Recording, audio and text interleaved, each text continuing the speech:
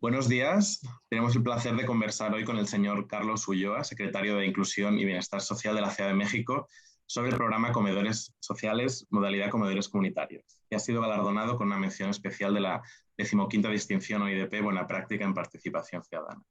También nos están acompañando los colegas de la Dirección de Relaciones Internacionales de la Ciudad de México, Diana Alarcón y Mariana Flores, y también nos acompaña Yves Caban, que es profesor emérito de Planeación Urbana en la University College London y miembro del jurado, y mi colega Alessandra Rutigliano del OIDP.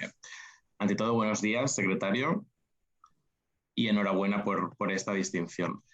En primer lugar, nos gustaría que brevemente introdujera un poco lo que es en qué consiste exactamente el programa Comedores Sociales, modalidad Comedores Comunitarios, ¿no? Un poco cuál es el origen de este programa, cuáles son sus objetivos, cómo funciona, y luego ya le cederé la palabra al profesor Caban para que le haga unas cuantas preguntas. Muchas gracias. Claro que sí, pues muchas gracias a todas y todos. La verdad, reciban un saludo de parte de la jefa de gobierno, de la doctora Claudia Sheinbaum Pardo. Pues sí, comentarte que es uno de los proyectos más exitosos de este gobierno y que también tiene un origen, pero ha tenido una modificación al entrar la jefa de gobierno a este periodo de administración en el nuevo gobierno de la Ciudad de México. Y el nombre que tiene ahora el programa es Comedores Sociales para el Bienestar. Esto quiere decir que el cambio del nombre también radica en el cambio y modificaciones que tuvo el mismo programa. Quisiera empezar explicando que este programa tiene su origen en el 2009 a raíz de una crisis económica que vivimos en el país y se sintió mucho en la Ciudad de México porque, pues, como saben, es una de las urbes más grandes del mundo y tenemos todos los niveles sociales y socioeconómicos de la Ciudad de México, y la Ciudad de México también su territorio se compone no únicamente por una zona urbana, sino que también tiene una zona significativamente rural y tiene una extensión de área verde muy grande, más que su territorio mismo de la ciudad. Entonces, esa parte de la conservación, tenemos pueblos originarios en la Ciudad de México, tenemos comunidades indígenas en la Ciudad de México y también tenemos otras lenguas en la Ciudad de México de gente que migra a la ciudad y gente misma que ha vivido en esta misma ciudad. Son las alcaldías que se encuentran al sur de esta ciudad. Y su origen de este programa, te digo, surge en el 2009. El programa tenía un sentido diferente al que tiene el día de hoy, pero así se inició. Se inició para poder establecer y abastecer esta necesidad, que ahora ya es un derecho en la Ciudad de México, de que los comedores comunitarios se dividen en dos tipos. Los comedores sociales para el bienestar, están los comedores públicos y los comedores comunitarios. Estos dos tipos de comedores, lo que tenían en su origen era que el gobierno los abastecía con la materia prima, que eran los productos no perecederos. Estamos hablando de frijoles, azúcar, maíz, el programa de los demás equipamiento para poder llevar a cabo el proceso de la comida, como los enlatados, los atunes, las papas, los granos, básicamente. Y esto al día de hoy pues tiene una modificación que se las iré platicando en el proceso de la entrevista. Y también pues tendríamos en ese principio de año del 2009 los gastos de consumo por una comida era de 10 pesos. Eso también tuvo una modificación en el transcurso del tiempo. El proceso de la actualidad, de lo que tenemos el día de hoy, estamos hablando de un universo mucho mayor de cuáles son estos números de comedores que tenemos. Tenemos 381 comedores comunitarios, tenemos 34 comedores públicos, tenemos 17 comedores comemóviles, que le llamamos. Lo implementamos a raíz de la pandemia. Son comedores móviles que están fuera de los hospitales para darles alimentos a familiares que están hospitalizados, pero también recordemos que en la Ciudad de México se concentran una zona importante de especialidades médicas y viene mucha gente del interior de la República. Entonces estas personas pernoctan o visitan a sus familiares, pero entre citas y citas de consulta o de visitas que les permiten estos hospitales, permanecen todo el día al exterior del hospital. Entonces se habilitaron estos comedores móviles Y adicional a eso, también tenemos los comedores emergentes. Cuando hablamos de los comedores emergentes, y recuerden también la geografía que tiene nuestro país, que colindamos con Centroamérica y con Estados Unidos, tenemos una afluencia permanente, el periodo del tiempo a veces es menor o mayor de migrantes, y damos atención también a migrantes que pernoctan o pasan por el país en tránsito en la Ciudad de México, y también tenemos el programa para apoyos a educación media superior, donde jóvenes que están en estas escuelas que son del gobierno de la ciudad puedan acceder a este tipo de alimentación con un costo de 11 pesos. Estamos hablando como de $0.5 más o menos.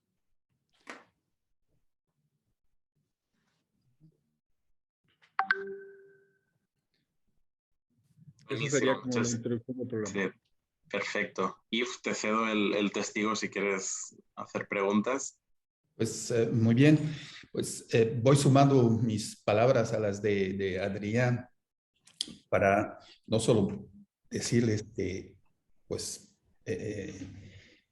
felicitar, ¿no? el resultado y sobre todo también insistir en que, señor secretario, es uno de los primeros programas dentro de la OIDP sobre el tema alimentar y por eso también ahí van las preguntas, que es una nueva área, digamos, de la democracia participativa y necesitamos realmente de sus aportes para que la comunidad internacional entienda, ¿no?, la relación que vamos a tener entre democracia participativa y cuestión alimentaria. Y algunas de las preguntas van a estar a ese nivel. Pero, sin embargo, la primera es qué tipos de productos están sirviendo, entendiendo mejor la dimensión alimenticia. ¿Y de dónde vienen esos alimentos? Por lo que dijo al inicio, venían, digamos, del programa inicial, tenían toda una línea de trabajo.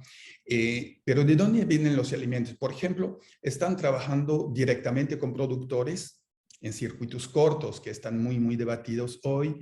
Y también, si nos puede aclarar un poco más cómo hacen el control nutricional tal escala de unas megaciudades, es un tema que otras megaciudades se están planteando en tiempos de pandemia.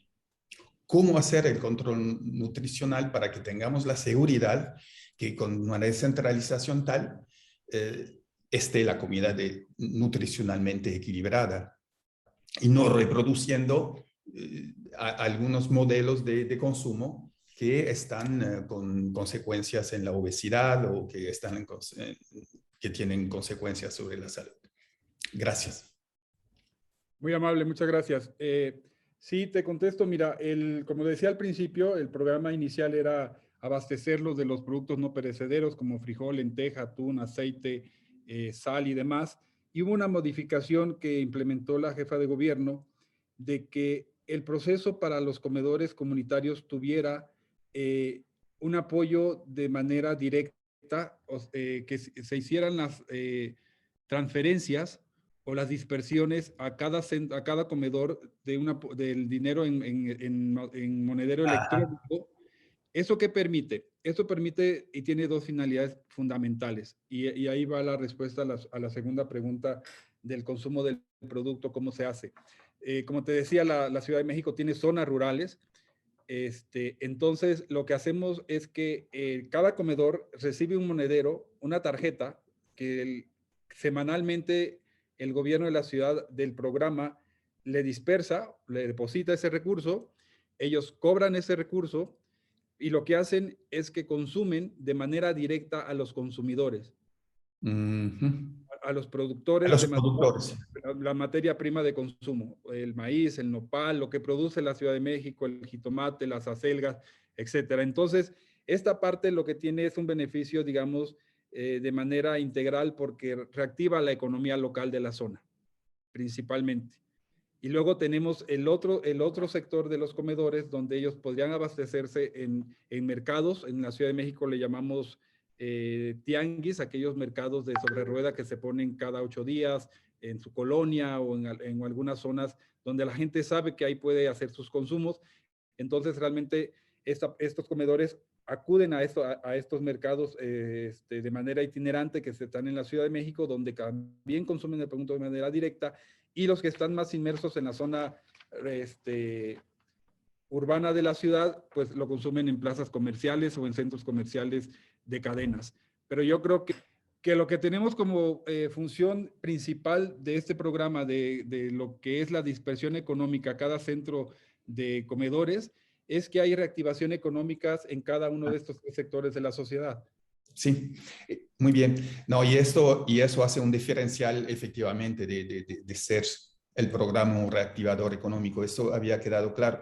¿Tienen algún control de la calidad de los productos por el Departamento de Salud del gobierno de la ciudad, o es más todavía espontáneo en ese sentido?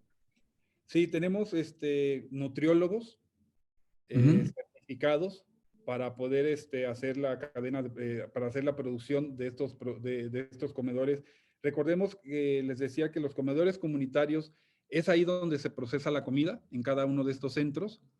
Y tenemos los públicos. Los públicos son los que que se entregan ya hecha la producción, se entregan las comidas directamente al consumidor. Eso se hacen en las cocinas del gobierno de la ciudad. La ciudad, sí. Y los comunitarios pues se procesan en cada uno de estos lugares, pero tienen que estar certificado por cada uno de los centros por un valor nutricional que certifican los nutriólogos especializados en el tema. Bien, perfecto. Mira, hay un tema que nos interesa sobremanera explorar juntos, es el tema de la participación ciudadana. ¿Sí? Y, concretamente, ¿de qué forma participa la ciudadanía? ¿Quién participa a nivel de cada uno de esos centros? ¿Cómo inician? ¿Cuántas horas trabajan? ¿Son voluntarias y voluntarios o no? Y quisiéramos realmente entender bien el papel de la organización. ¿Son organizaciones ya registradas o son organizaciones que ya existían y que trabajaban el tema alimentar? Si nos puede dar mucho luces sobre, imagino que no es un modelo homogéneo, siendo la ciudad tan grande, tan dispersa y se construye. Pero si nos puedes explicar un poco más esta parte, la participación ciudadana y en qué fue decisiva para esa segunda modalidad que introdujo la jefa del gobierno. Sí, mira, el sentido principal de este programa es que va enfocado en beneficios a las gentes más vulnerables de la Ciudad de México, con mayores necesidades, obviamente con un rezago económico también. Y lo que se hizo fue considerar aquellos comedores en zonas de alta marginalidad, de baja, mediana y muy alta marginalidad. Entonces, lo que hoy en día tenemos en la Ciudad de México es que todos estos sectores están siendo atendidos en un radio por un comedor. Lo que hacemos nosotros es que geográficamente tenemos identificado dónde están cada uno de los comedores y a qué número de población atiende. Pero este número de población que atiende no se puede empalmar con otro más, sino lo que tenemos que hacer es la diferencia del radio geográfico de cada uno de estos donde se encuentran. Tenemos que también tomar en cuenta que tiene que haber una organización vecinal. Quienes forman estos comités son esa entre vecinos. Y esta organización entre vecinos que se avala precisamente el día en este mes de noviembre, se está haciendo la evaluación, pero la evaluación no lo hace la autoridad, no lo hace el gobierno, ni lo hace la directora general del programa. Se convoca a los usuarios de los comedores. Sí. Y se les pregunta sobre la calidad del servicio. Con una finalidad, valorar si el servicio se está dando adecuadamente como lo marca el programa y las reglas de operación, o también para poder tener mejor calidad en el servicio y poder mejorarlo. Esa es una de las finalidades. Y precisamente en este mes se está haciendo esas asambleas en todos donde participan los usuarios alrededor de cada comedor, y eso es lo que se ha determinado en dónde tiene que haber un comedor. Obviamente, a la jefa de gobierno en sus audiencias públicas que da de miércoles a viernes, nos manda a veces cuando algún vecino o vecina le solicita un comedor en su colonia porque se requiere. Entonces, pues nosotros acudimos, hacemos el análisis de las necesidades, vemos si no hay uno más cercano, vemos si no hay un público. Entonces, y a partir de ahí, pues establecemos los nuevos comedores, pero es más o menos el criterio que se le da, el por qué se pone un comedor comunitario. Perfecto. Y digamos, las personas que están animando esos comedores, las cocineras, las personas que sirven digamos, las comidas, ¿son pagadas o son voluntarias?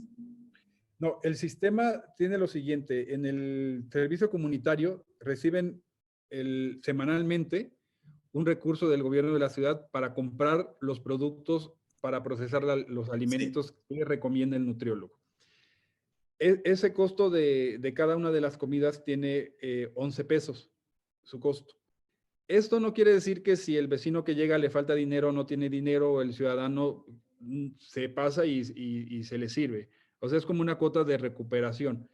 Pero ellos lo que hacen es que al cobrar esos 11 pesos y como el gobierno de la ciudad ya les depositó para comprar lo inicial, ellos lo que hacen es un modelo financiero comunitario, donde de los 11 pesos recuperan es parte de la utilidad donde sacan los sueldos para las cocineras y los meseros quienes trabajan en cada uno de los comedores. Muy bien, eso, ahora sí, y tienen autonomía financiera y esa parte no es auditada, sino es autoevaluada por ellos mismos. O sea, el gobierno sabe que cada semana tiene que depositarle para poder tener, por ejemplo, en un comedor, poder producir 100 comidas diarias, que es de lunes a viernes. Está bien. ¿Cuál es el grado de cobertura que tienen a nivel de la Ciudad de México, considerando lo que decías, ¿no? De alta marginalidad, media, etcétera? ¿Están cubriendo ya más o menos, han llegado a su punto final o tienen todavía que marchar un poco más? Territorialmente está cubierto. Tuvimos un evento el día 16 de octubre, precisamente el Día Internacional por la Alimentación, donde se convocó a todas las señoras y señores que tienen estos comedores, y lo que de ahí surgió de ese evento, pues es darle énfasis y cumplir con la palabra de que la alimentación en la Ciudad de México es un derecho, ¿no? Que la cobertura es total al 100% y tenemos, por ejemplo, había de cierta forma una explicaciones de un ejemplo de quienes administran estos comedores, donde había una señora que nos contaba y decía: la mejor satisfacción que me da a mí es poder servirle por el área geográfica que está como a la entrada de la Ciudad de México, de que no solo atiendo a mis vecinos y a mis colonias, sino que también atiendo a turistas que transitan en la Ciudad de México. Entonces yo creo que es el objetivo principal que tiene este programa, de que también nuestros hermanos migrantes puedan aprovechar este programa, que nuestros residentes en la Ciudad de México, niños, jóvenes, adultos mayores. Tenemos algo muy bonito que estamos ya en este momento arrancando, que lo hacemos cada año. El año pasado fue mundial y fue un poco diferente, pero este año estamos lanzando el programa de invierno. La Ciudad de México llega a temperaturas un poco frías, no comparadas con una Europa, pero para nosotros la temporada de invierno en las zonas altas de la Ciudad de México también están un poco crudas. Entonces tenemos un programa de cenas calientes que también deriva de este mismo programa. Lo que hacemos es que a las 6 de la tarde abrimos estos centros de alimentación donde la gente va y cena o va por su cena. Está bien. Y lo terminamos en febrero. Entonces yo creo que esta parte también es muy importante del mismo programa que se hace en este periodo del año. Sí, mira, con esto va respondiendo a toda una pregunta que nos hacíamos dentro del jurado sobre la relación al derecho, ¿no? Y creo que no solo respondiste perfecto en términos de derecho a alimentación, derecho a una alimentación sana, nutriente, pero también con esos pequeños elementos de ajustes, creo que están, y lo quiero dejar muy claro, enriqueciendo la noción mismo de derecho a la alimentación.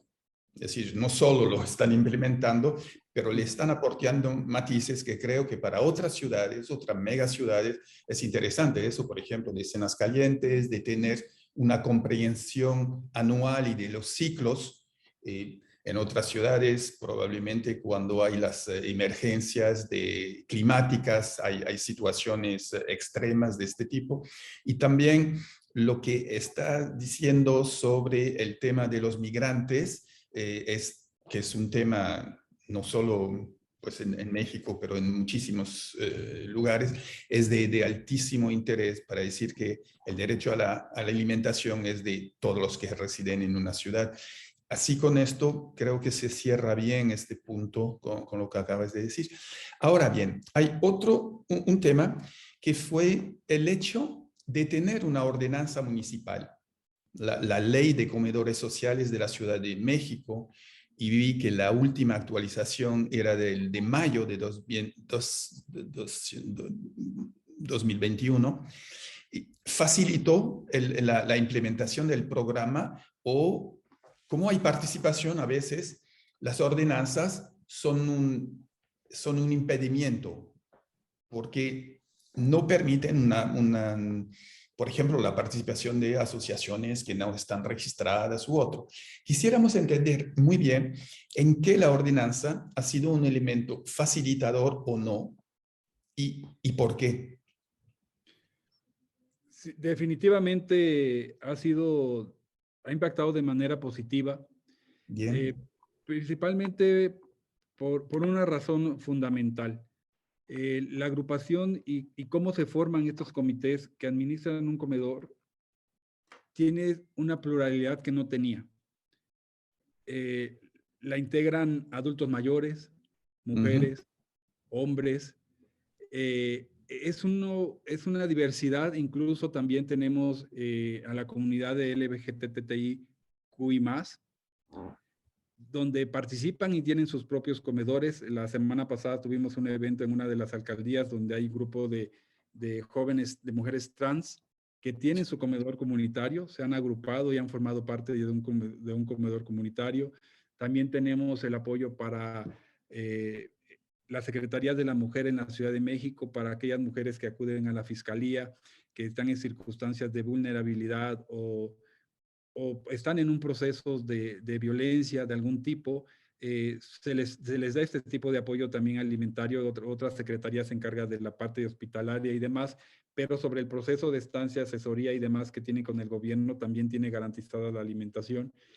Y también, como te decía al principio de la entrevista, tenemos escuelas preparatorias, que es la educación media superior en la Ciudad de México, donde todo joven que estudia ahí tiene también garantizada su alimentación, y obviamente ahí pues el objetivo principal pues es que no tengamos una deserción educativa. Perfecto, muy bien. Ese es el éxito que he tenido. Sí. Otra pregunta es, considerando lo que eran las delegaciones de la Ciudad de México y las llaman de alcaldías o... Alcaldías ahora, son 16. Alcaldías, ¿verdad? Yo las conocí en la época de las delegaciones, pero bueno.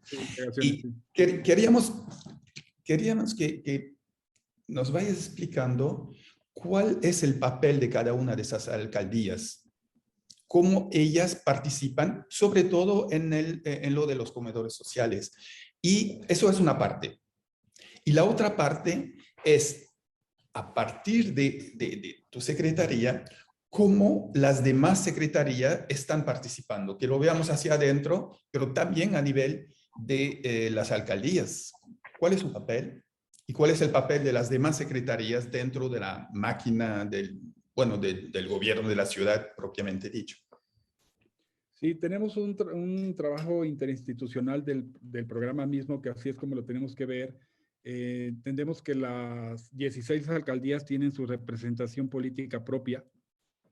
Entonces, lo que nosotros trabajamos es en una evaluación de poder considerar aquellas, como principio fundamental es de la razón del programa es población con alta vulnerabilidad. Entonces, lo que hacemos es trabajar con las alcaldías. Ellos también proponen dónde podría plantearse un nuevo punto de comedor. Y si no, también lo revaloramos y mejoramos el que tenemos o lo ampliamos al número de raciones de comida si es que fuera necesario. Pero sí hay un trabajo interinstitucional con las 16 alcaldías y principalmente también con las mismas secretarías del gobierno de la ciudad. Como te decía, trabajamos muy de la mano con la Secretaría de la Mujer, con también la Fiscalía, que es un órgano independiente, pero es ahí también donde se atienden a personas con índice de violencia de género. Es Claro. también donde los atendemos. También estamos atendiendo otra parte importante que nosotros también recibimos un apoyo. En la Ciudad de México hay una central de abasto, que es la más importante del país, donde se concentran, por el número de población, vienen productores directamente del campo a este centro de abastecimiento de consumo, que le llamamos la central de abasto en la Ciudad de México. Tenemos un convenio con ellos donde alrededor de, por ejemplo, en el año pasado recibimos 50 toneladas de alimentación de producto perecedero y que nos ayuda y refuerza a los comedores, más allá del programa. O sea, recibimos también ese apoyo por esta parte de la central de abasto, donde los productores nos avisan, nos hablan con tiempo y nos dicen, tenemos toneladas de jitomate, toneladas de cebolla. Entonces, hay un equipo de los comedores que acude a esta central de abasto con los trailers y camiones para cargar y descargar, y pues eso también nos ayuda más y refuerza más aún el programa y hace rendir más el presupuesto, y definitivamente pues se ve mejor impactado en que se atiende a mayor número de población. Eso es un convenio también que tenemos con las autoridades internas de la Ciudad de México. Perfecto. Creo que esto para la comunidad internacional, esta relación con la central de abastos, que es una de las mayores de América Latina, en términos tanto del espacio como del volumen, y eso se sabe muy bien, es de extremo interés, por ejemplo, para Lima, que está caminando hacia lo mismo. Dentro del gobierno de la Ciudad de México, mencionaste la Secretaría de la Mujer, pero ¿podrías nombrar otras que están articuladas con el programa y que lo hacen mucho más capilar, vamos a decir, dentro del gobierno de la ciudad? Sí, claro. Agradezco tu pregunta para no omitir esta parte que es muy importante a raíz de la pandemia y posterior a la pandemia. En la pandemia lo que hicimos fue hacer carpas alrededor de los hospitales donde tendríamos enfermos de COVID, pero la alimentación era para los familiares quienes estaban al pendiente de su familiar fuera de los hospitales.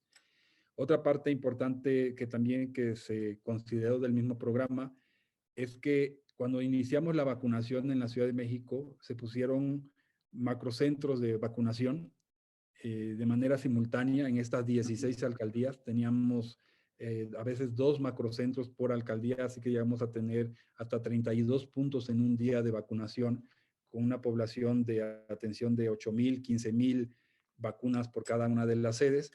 Y entonces este staff era bastante grande, eran de 800 a 1,000 personas trabajando en cada centro de vacunación. Estamos hablando de enfermeras, médicos, ambulancias, personal de limpieza, la Guardia Nacional, quien resguardaba el biológico, personal de jóvenes que atendían a las personas, que recibían a las personas para ser vacunadas. El orden que se tenía que llevar en cada uno de esos centros, pues eran 800 o 1,000 raciones de comida diarias por cada centro de vacunación. Entonces, te quiero decir que al día de hoy todavía tenemos ya la última semana de una alcaldía que faltaba de su segunda dosis de jóvenes, y con eso, pues el éxito de la Ciudad de México que encabeza la jefa de gobierno, y lo ha dicho ella, llevamos el 95% de la población vacunada en la Ciudad de México en el plan integral de la segunda dosis. Entonces, yo creo que la ciudad pues está en otras circunstancias, pero es un asunto de integración de todas las secretarías y de todas las dependencias de gobierno, porque este programa también se apoyó con el gobierno federal. Las vacunas venían del gobierno federal, pero toda la operación quedaba a cargo del gobierno de la ciudad.